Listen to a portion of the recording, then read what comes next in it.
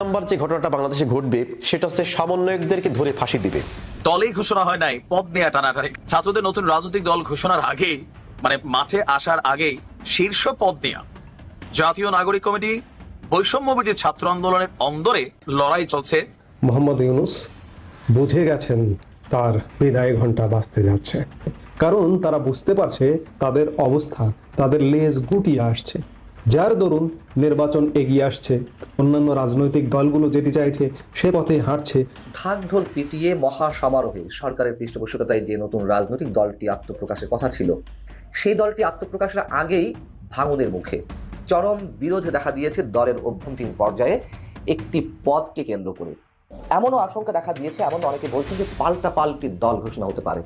শুভেন্দু অধিকারী বাংলাদেশি কেউ ভারতে ঢুকুক এটা চান না, চরমভাবে মুসলিম বিদ্বেষী একজন, কিন্তু খুবই আশ্চর্যজনকভাবে তিনি আবার আওয়ামী লীগ প্রেমী।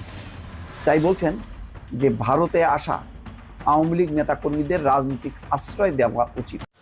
আসসালামু আলাইকুম দর্শক, নতুন একটা সংবাদে আপনাদের আবারও স্বাগত। দর্শক, বর্তমান বাংলাদেশের যে রাজনৈতিক অবস্থা এবং যে প্রেক্ষাপট চলছে তারই আলোকে কয়েকটি ভিডিও নিয়ে আপনাদের সামনে হাজির হয়েছি। দর্শক, ভিডিও শুরুটা দেখে হয়তো বুঝতে পেরেছেন আজকের খবরটা কতটা গুরুত্বপূর্ণ হতে চলেছে। তাই যারা ভিডিওটি অন করেছেন তারা না টেনে পুরো ভিডিওটি দেখতে থাকুন, তাহলে মূল বিষয়টি বুঝতে পারবেন। দর্শক, আর যারা এখনও আমার চ্যানেলটি সাবস্ক্রাইব করেননি তারা দয়া করে চ্যানেলটি সাবস্ক্রাইব করুন। তো দর্শক, বেশি কথা আর বলবো না, চলুন ফিরে যাই আজকের নতুন খবরে, দেখি কি আছে আমাদের তাজা খবরে। চলুন। যারা হয়তো মনে করতেছেন যে আওয়ামী লীগ ক্ষমতা থেকে চলে গেছে, আওয়ামী লীগ একেবারেই শেষ, এই চিন্তা ভাবনা যাদের মাথায় আছে, আমি বলবো যে তারা একেবারে বোকার স্বর্গে কিন্তু বাস করছে। যদি আপনি একটু ব্রেন খাটিয়ে চিন্তা করেন যে বাংলাদেশের শুরু থেকে, আমি এর আগেও এইটা নিয়ে একটা ভিডিও বানিয়েছিলাম যে বাংলাদেশের শুরু থেকে এমন একটা রেকর্ড আমাকে দেখাতে পারবেন যে একটি রাজনৈতিক দল পরপর 2 টার্মে ক্ষমতায় আছে? একটাও নাই। এদেশের মানুষ 5 বছরের বেশি কোনো দলকে ক্ষমতায় রাখে না। তো আওয়ামী লীগ একটা সময় ক্ষমতায় আসবে, সেটা হতে পারে 5 বছর, 7 বছর অথবা 8 বছর পরে। তো আওয়ামী লীগ যখন ক্ষমতায় আসবে তখন দেশে যা যা ঘটবে সেই বিষয়ে আমি একটু থিওরি দেবো আপনাদেরকে। তো বাংলাদেশে আওয়ামী লীগ আবার যখন ক্ষমতায় আসবে তার প্রথম যে ঘটনাটা ঘটবে সেটা হচ্ছে বর্তমানে বিএনপির যে সমস্ত নেতাকর্মীরা, কিছু যে সমস্ত নেতাকর্মীরা ক্ষমতার অপব্যবহার করতেছে এবং যারা যা নাই তাই করতেছে, ক্ষমতা পেয়ে প্রত্যেকটা মানুষের উপরে স্টিম রোলার চালাচ্ছে, নির্যাতন করতেছে, চাঁদাবাজি করতেছে, এই সমস্ত পাতি নেতাদেরকে এরকম গুনে গুনে আওয়ামী লীগ তাদেরকে ধরে আনবে। যদি বাসায় ঘুমিয়ে থাকে বাসা থেকে তুলে আনবে, যদি মাটির নিচেও থাকে এরা মাটির নিচ থেকে আওয়ামী লীগ ওদেরকে তুলে কয়েকদিনের মধ্যে অসংখ্য বিএনপি নেতাকর্মীকে আওয়ামী লীগ হত্যা করবে। সবচেয়ে টপ মস্তানগুলা আওয়ামী লীগ করে। যদি আওয়ামী লীগের 100 জন কর্মী আপনি যাচাই করেন, 100 জনের মধ্যে 80 জন হচ্ছে ক্যাডার। এই যে কিছুদিন আগে একটা নিউজ দেখলাম যে একজন ছাত্রলীগ কর্মী সে বাড়ি থেকে পলাতক, এখন তাকে খোঁজ দিয়ে গেছে আরেক দল লোকজন, যাওয়ার পরে দেখতেছে যে সেই ছাত্রলীগ কর্মী বাড়িতে নাই, তার মা নামাজ পড়ছিল, ওই অবস্থায় তার মাকে কুপিয়েছে। নিঃসন্দেহে এটি একটি জুলুম, এবং এই জুলুম কিন্তু বেশি দিন চলে না। তো এইরকম জুলুম, অত্যাচার, নির্যাতন যারা করতেছে তাদের একটাবার ভাবা উচিত যে ক্ষমতা চিরস্থায়ী না। আওয়ামী লীগও কিন্তু মনে করেছিল যে 2041 সাল পর্যন্ত আমরা ক্ষমতায় থাকবো। আওয়ামী লীগের করুণ পরিণতি আপনি দেখেছেন, আমি দেখেছি, সবাই কিন্তু দেখেছে। তো সুতরাং এই আওয়ামী লীগ যেই পথে হেঁটেছিল ওই পথে যদি আবার নতুন কোনো দল যায়, সেই দলের অবস্থা কিন্তু আওয়ামী লীগের থেকে দ্বিগুণ কঠিন অবস্থা হবে। আমি প্রথমেই কিন্তু বললাম সবচাইতে টপ টেরর, সবচাইতে যিনি মস্তান এলাকার মধ্যে, সেই লোকটা কিন্তু আওয়ামী লীগ করে। আর আওয়ামী লীগ অধিকাংশই কিন্তু প্রতিশোধ পরায়ণ। তো আপনি তার গায়ে যদি একটা কোপ দেন, সে পরবর্তীতে যদি সুযোগ পায় আপনাকে 2টা কোপ দিবে। আপনি যদি একবার তার বাড়ি পোড়ান, সে আপনার বাড়ি সহ আপনার ব্যবসা প্রতিষ্ঠান কিন্তু পুড়িয়ে দেবে যদি তার সেই সুযোগটা আসে। তো সুতরাং এই ঘটনাটা কিন্তু ঘটবে যেদিন আওয়ামী লীগ ক্ষমতায় আসবে। এরপরে আওয়ামী লীগ ক্ষমতায় আসলে 2 নম্বর যে ঘটনাটা বাংলাদেশে ঘটবে সেটা হচ্ছে সমন্বয়কদেরকে ধরে ফাঁসি দিবে। কিভাবে জানেন? যে তারা তখন বলবে যে এই জুলাই এবং 5 আগস্ট, এই 5 আগস্টে যে ঘটনাগুলো ঘটছিল এই ঘটনার তারা কিন্তু বিচার করবে। 1971 সালে মুক্তিযুদ্ধের সময় যারা রাজাকার ছিল, বঙ্গবন্ধুকে যারা হত্যা করেছিল, সেই 40 থেকে 45 বছর আগে যারা এই অপরাধগুলো করেছিল, 45 বছর পরেও কিন্তু আওয়ামী লীগ তাদেরকে বিচার করেছে। তো সুতরাং 5 তারিখে আওয়ামী লীগের যে সমস্ত নেতাকর্মীদেরকে হত্যা করা হয়েছে, যে সমস্ত পুলিশদেরকে হত্যা করা হয়েছে, এগুলো কিন্তু আওয়ামী লীগের কাছে রেকর্ডেড। তো সুতরাং তারা যখন ক্ষমতায় আসবে তারা কিন্তু এই ইস্যুটা বারবার তুলবে, এবং এই ইস্যুটার মাস্টারমাইন্ড কারা ছিল মাস্টারমাইন্ড, এবং সেই সূত্র ধরে এগিয়ে যারা সমন্বয়ক, এই সমন্বয়কদেরকে তারা কিন্তু ফাঁসির মঞ্চ পর্যন্ত নিয়ে চলে যাবে। এটা আমার কথা না, এটা আপনারা দেখেছেন যে এই যে হাসনাত আব্দুল্লাহ, এরপরে যে রাফি, তারা কিন্তু বিভিন্ন কনফারেন্সে তারা কিন্তু নিজেরাই বলেছে যে আওয়ামী লীগ যদি ক্ষমতায় আসে তাহলে কিন্তু আমরা কেউ বাঁচবো না, এবং তারা কিন্তু এটা শিওর যে আওয়ামী লীগ যদি ক্ষমতায় আসে তাহলে প্রথমে ধরবে হচ্ছে আমাদেরকে, এবং আমাদেরকে একটা একটা করে ফাঁসিতে ঝুলাবে। এই কাজটা কিন্তু আওয়ামী লীগ করতে পারে যদি পরবর্তী সময়ে তারা কখনো ক্ষমতায় আসে। এরপরে বাংলাদেশ আওয়ামী লীগ যখন ক্ষমতায় আসবে তখন তারা 3 নম্বর একটি ভালো কাজ করবে। সেটা কি জানেন? তারা আমেরিকার সাথে গুড সম্পর্ক করবে। এবার বিশ্বাস করেন, এবার তারা আমেরিকার সাথে যে সম্পর্ক করবে এই সম্পর্ক তারা আর কখনো ছিন্ন করবে না, কারণ তারা খুব ভালো করেই বুঝে গেছে, জেনে গেছে যে আমেরিকাকে টেক্কা দিয়ে শুধুমাত্র ভারতের পক্ষে রাজনীতি করে কিংবা ভারতকে ধরে দেশে টিকে থাকা সম্ভব না। আন্তর্জাতিক সমর্থন আমরা হারিয়ে ফেলবো। তো আন্তর্জাতিক সমর্থন ধরে রাখতে হলে কি করতে হবে? পশ্চিমা বিশ্বের সাথে আমাদের ভালো সম্পর্ক স্থাপন করতে হবে। যেই ভুলটা করেছিল শেখ হাসিনা, তিনি বারবার কিন্তু বিষাদগার করেছিল আমেরিকার বিপক্ষে। কে হচ্ছে 18 ঘন্টা পাড়ি দিয়ে ওই আমেরিকায় আমাদের না গেলে কিছুই হবে না। এরপরে পিটার হাসকে রাজহাঁস বলে তাকে যা নাই তাই ইচ্ছা করলেন। 2018 সালে আমেরিকা রাষ্ট্রপতির গাড়িতে হামলা করলেন। আমেরিকা কি অতই হচ্ছে বোকা মনে করেছেন? খেয়াল না আমেরিকা 5 বছর আগে আমেরিকা যে প্ল্যান করে ফেলেছিল যে এই আওয়ামী লীগ গভর্নমেন্টকে ফেলে দিবে যে কোনো কায়দায়, তারা কিন্তু ফেলে দিয়েছে। তো সুতরাং আমেরিকার সাথে খেলে, যেখানে বিশ্ব যারা বড় দেশ, সুপার কান্ট্রি মানে সুপার পাওয়ার কান্ট্রি, সেই সমস্ত দেশগুলা আমেরিকার সাথে খেলে কিন্তু পারে না। আর সেখানে আমরা ছোট্ট একটা দেশ আমেরিকার সাথে আমরা খেলতে গেছি। আমরা না, আওয়ামী লীগ খেলতে গেছে। আওয়ামী লীগ যেমন খেলতে গেছে আমেরিকার সাথে, এরকম একটা বড় বাস আমেরিকা কিন্তু ঢুকিয়ে দিয়েছে। তো সুতরাং এই বাসের যে কষ্ট আওয়ামী লীগ কিন্তু বুঝতে পেরেছে। সুতরাং পরবর্তী সময়ে দেখবেন যে আওয়ামী লীগ যখন ক্ষমতায় আসবে, সবচাইতে ভালো সম্পর্ক হবে আমেরিকার সাথে, এবং তারা আমেরিকার সমর্থন নিয়ে তারা দেখবেন যে ক্ষমতায় আসার চেষ্টা করবে। এটা তাদের একটা ভালো দিক আমরা বলতে পারি।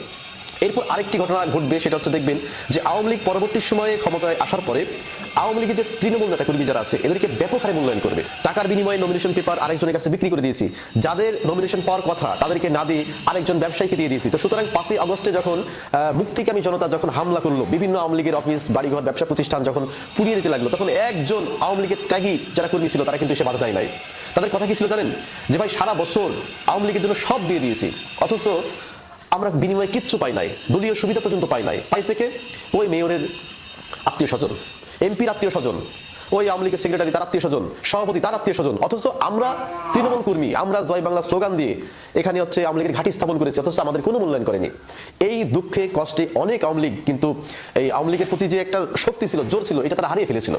তো আওয়ামী লীগ এটা এখন খুব ভালো করে বুঝতে পেরেছে যে তৃণমূল নেতাকর্মীদেরকে মূল্যায়ন না করার ফলে আজকে আমাদের এই করুণ দশা। তো সুতরাং তারা এরপরে যদি কখনো ক্ষমতায় আসতে পারে, তারা দেখবেন সবচেয়ে বেশি মূল্যায়ন করবে আওয়ামী লীগের যারা তৃণমূল পর্যায়ে যারা নেতাকর্মী আছে, এদেরকে সবচেয়ে বেশি মূল্যায়ন করবে। মোহাম্মদ ইউনূস বুঝে গেছেন তার বিদায় ঘন্টা বাজতে যাচ্ছে।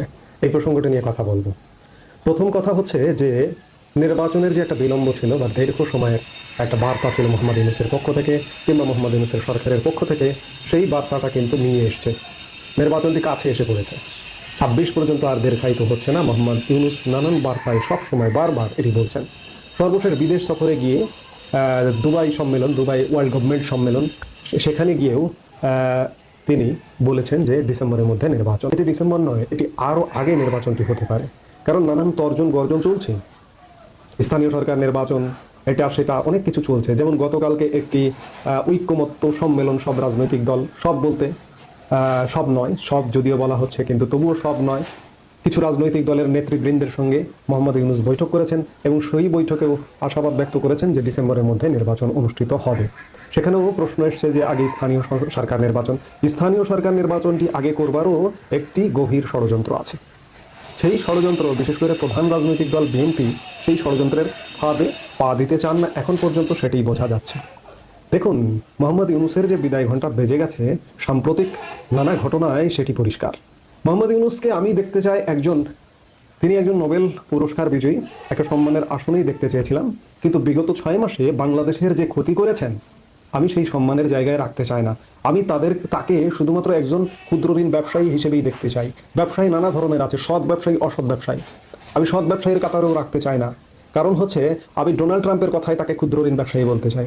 এই কিছু ছল চাতুরিওয়ালা ব্যবসায়ী আছে না, তাদের মতো মোহাম্মদ ইউনূস এখনো পর্যন্ত চাতুরি করে যাচ্ছেন, চাপাবাজি করে যাচ্ছেন। গতকালকের ওই ঐক্যমত্য সম্মেলনে কিন্তু সেটাই প্রকাশ পেয়েছে। তিনি গতকালকের সম্মেলনে বলেছেন যে সরকারের প্রথম পর্বে 6 মাস দেশীয় আন্তর্জাতিক সমর্থনের কথা উল্লেখ করে অন্তর্বর্তীকালীন সরকারের প্রধান উপদেষ্টা মোহাম্মদ ইউনূস বলেছেন, প্রথম পর্বের একটা অভিজ্ঞতা হলো সরকার দেশের জনগণের ও আন্তর্জাতিক বিশ্বের সমর্থন দুটোই পেয়েছে।